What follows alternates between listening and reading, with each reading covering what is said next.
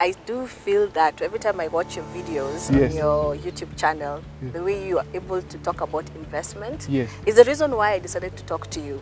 Because you've managed to simplify it as much as possible for people who, don't understand investment. I have to tell you the truth. I actually thought that investment is for the big boys, the big boys club, and girls who have enough money. But when I listened to you, you talked about even a normal mwananchi can be able to invest, to be able to put a little nest egg for their retirement or the school fees and all that.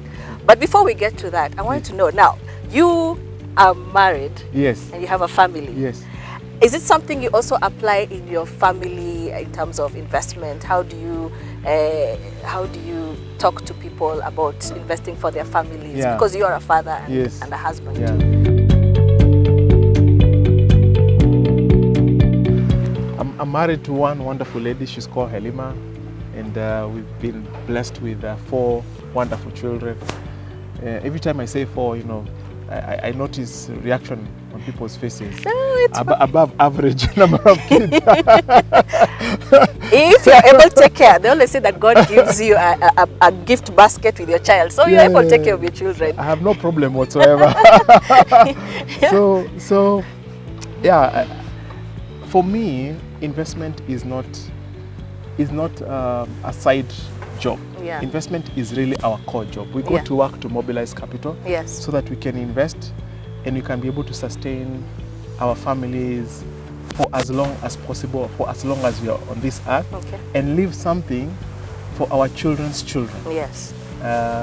So investment is a survival skill to me, and therefore I don't just preach it, I also practice it in my family. And I remember where we started our story. I mean, what really went wrong with my family when my dad lost his job, everything just went south. And today I know the answer. We as a family depended too much on active income or money that you get, so that you are able, you get when you show up at work, or you show up at your kiosk, or you show up at your business. And if you don't show up, then nothing really comes. We were depending on that.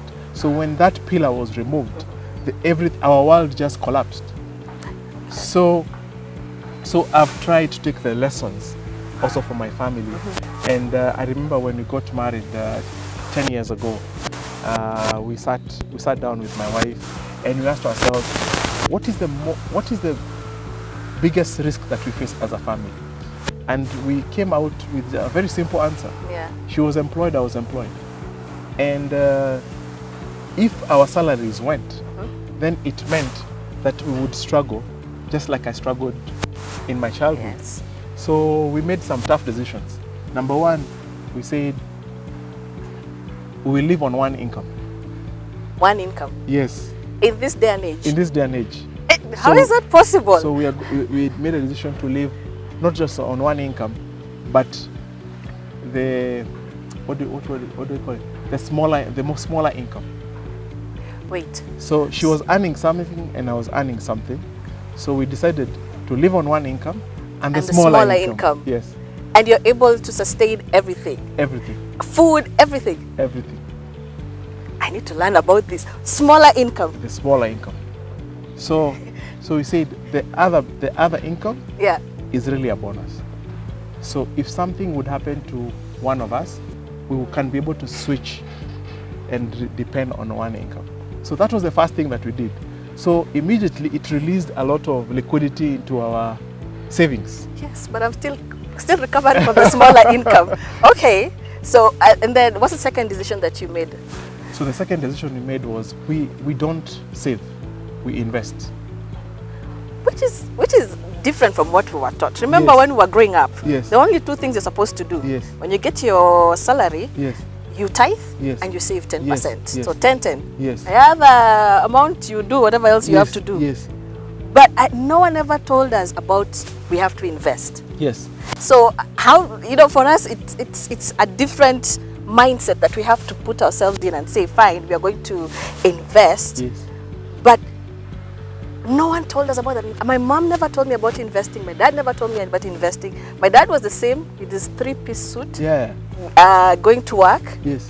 But later, now, Yes. now 10 years now that he's retired is when I knew Kumba he used to put a small pot. Yes. And he used to invest in it. Yes. So he's not working now. Yes. But he's the most comfortable person. He can go wherever he wants to go. He can go abroad if he wants to go. And I never knew about that. I asked him, why didn't you tell me when I was growing up that it's good to invest something and also have that money work for you? Yeah. So I think that's a very good lesson. It is. You know what is so interesting, Kezi, is we go to school. We spend maybe 18 to 22 years of our early life in school. We are taught how to become doctors. We are taught how to become engineers. We are taught how to become nurses. We are taught how to become whatever we do in our respective workplaces. Yes. But nobody really teaches us the most important skills in life. And one is how to manage your finances, how to invest. There is no curriculum for investing in our education program. No one really teaches us how to become husbands, how to become wives. That's true. No one teaches us how to become fathers. You get? Yeah. No one teaches us how to socialize, how to become good citizens, how to become good people.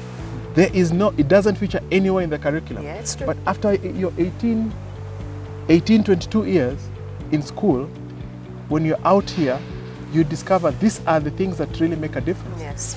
So we made a decision. We are going to be investing the money, the little money that we were saving. And so immediately the money hits the bank. We write a check straight to an investment. Yeah. And my check goes to Naboo, obvious. Of course. I am client number one. Number one. In Naboo. I believe in Naboo, and even when I will not be in Naboo, my money will always be in Naboo. My investments will always be in Naboo. And I believe my children and my children's children will always be in Naboo. That's reassuring. Actually, Naboo is a big thing in my family. Oh. Yeah? My children cannot distinguish me and Naboo. Naboo is Piers and Piers. Naboo is daddy and Piers is Naboo. Yes. And you know, out here I meet a lot of people and they call me Mr. Naboo. Actually, I was going to ask you that. That was very funny. I was like, oh, Mr. Naboo, not Mr. your Naboo, name. Yeah, so Naboo to me is a word that is equivalent to saving, to investing. Yes. Yeah, I am Nabooing, so I'm investing, you know. That kind of puts me kind of comfortable because I know now the MD of Naboo Capital is the number one investor. So you tell people, you go to Naboo. Oh, go to invest. So that check, we always invest it. We always Naboo it. Wow. Every month. And we've maintained that. And you know what is so interesting? Okay. When my wife was pregnant with our third born, she was in a reflection mode and she said, you know what, Piers, I really am not getting much satisfaction from work. Okay. And I said, you know what? We've always been ready to live on one income. And she retired before she was 40. That's good news. That's good news. Let me just take that in. That's good news. Yes. Because the other thing I was going to tell you is if I was going back to my 21 year, I would have really wanted to retire by 35. Yes. But how do you do that if you don't know about investing? You can't save enough. Exactly. You never know what comes because this economy is always up and down, up and down. Yes. And as I say, it's just, I feel like I have lost a couple of my years I would have put my money in. Yes. Instead of that bank account that I have had. Yes. And you know, the money never multiplies. I don't know what the interest, I don't even know if banks still give interest rates. Yes. Yes. So this is actually a very good discussion to find out about now how we can be able to move forward. Yes. Okay.